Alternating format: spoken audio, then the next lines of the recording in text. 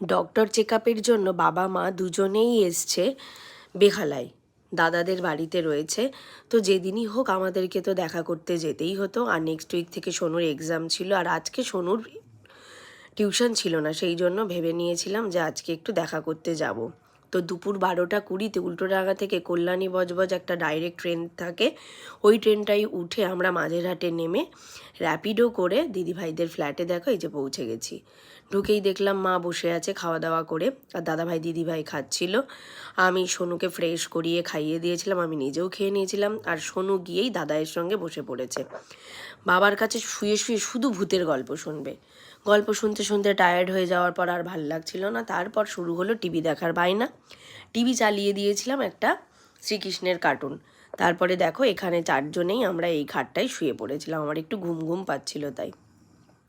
উঠে এসে দেখলাম বাবা মা গল্প করছে এখানে বসে। আর দিদিভাই ডিনারের জন্য এখানে আলু পেঁয়াজ কাটছিল, রাতে একটু চিকেন হবে তাই আমরা চিকেন রুটি খেয়ে বাড়ি যাব। তারপরে এই দিদি চিকেন খুব ভালো রান্না করে, সেই জন্য দিদিকে ডেকেছিল। আর এই ছোট্ট একটু ঝলক দেখো দিদিভাই রান্নাঘরে, দিদিভাই ওখানে কি করছিল যাই হোক।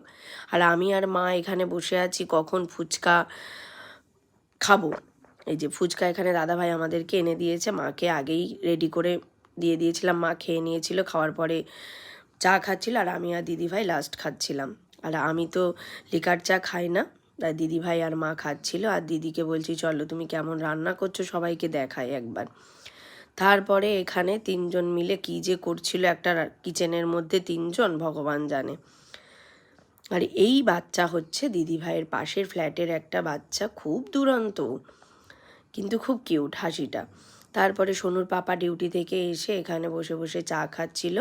আর দেখো দিদিভাইয়ের টেবিলে এই ম্যাটটা দেখলাম, যেটা আমার ভীষণ পছন্দ হয়েছে, বললো অনলাইন থেকেই নিয়েছে যাই হোক।